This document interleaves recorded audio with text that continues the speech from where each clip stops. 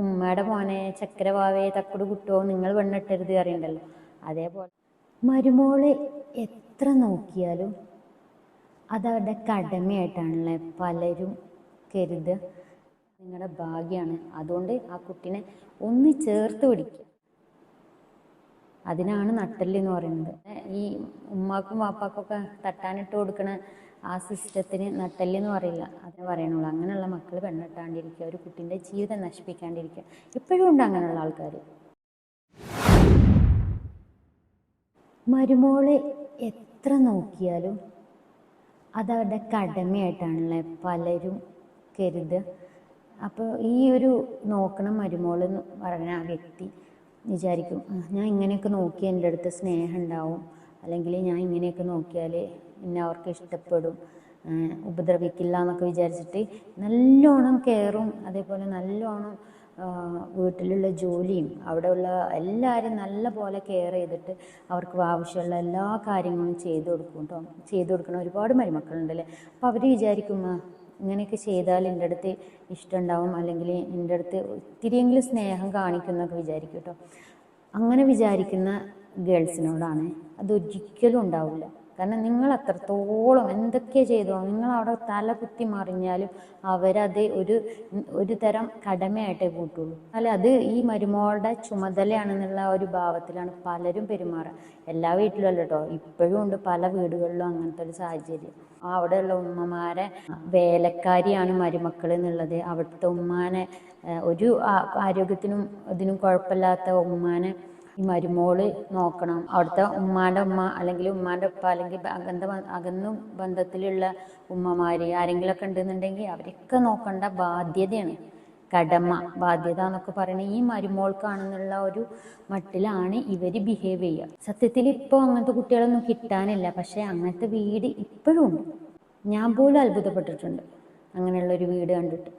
അവിടെയുള്ള ഈ നട്ടലില്ലാത്ത ഹസ്ബൻഡിൻ്റെ അടുത്ത് പറയാനുള്ളത്, നിങ്ങളുടെ ഭാര്യനെ നോക്കേണ്ട ഉത്തരവാദിത്വവും കടമയും അവളെ സംരക്ഷിക്കേണ്ട ഉത്തരവാദിത്വം നിങ്ങൾക്കാണ്. അതിനാണ് നട്ടല് എന്ന് പറയുന്നത്. അല്ലാതെ അവളെ തട്ടാനിട്ട് കൊടുക്കുന്നതിന് നമ്മൾ പറയും നട്ടല്ലില്ലായ്മ. അതാണ് നട്ടല്ലില്ലായ്മ.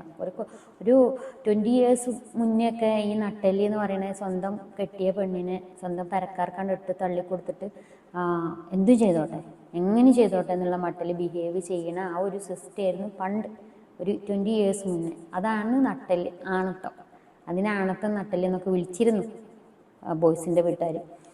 ഇപ്പം ബോയ്സിന് തന്നെ ഒരുപാട് ബോധം വെച്ച് തുടങ്ങി. കാരണം ഇപ്പം എൻ്റെ പെണ്ണിനെ ഞാനാണ് നോക്കേണ്ടത്, അല്ല എൻ്റെ പെണ്ണിനെ സംരക്ഷിക്കേണ്ട ഉത്തരവാദിത്വം എനിക്കാണെന്നുള്ള ഒരു ബോധം ബോയ്സിന് വന്നു. അത് നല്ലൊരു കാര്യമാണ് കേട്ടോ.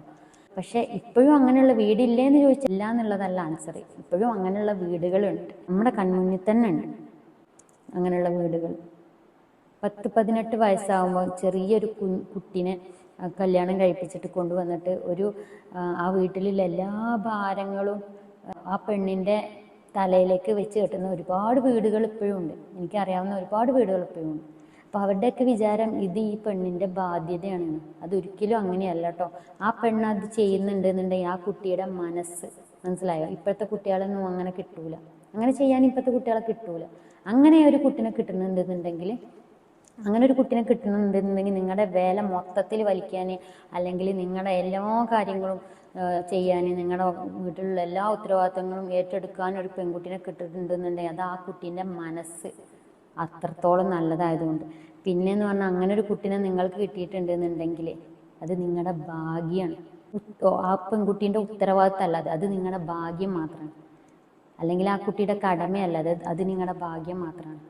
ഇപ്പോഴത്തെ കാലത്ത് അങ്ങനെയുള്ള കുട്ടികൾ റെയറായിട്ടേ ഉണ്ടാവുള്ളൂ. ഇത് നിങ്ങളുടെ ഭാഗ്യമാണ്. അതുകൊണ്ട് ആ കുട്ടീനെ ഒന്ന് ചേർത്ത് പിടിക്കുക.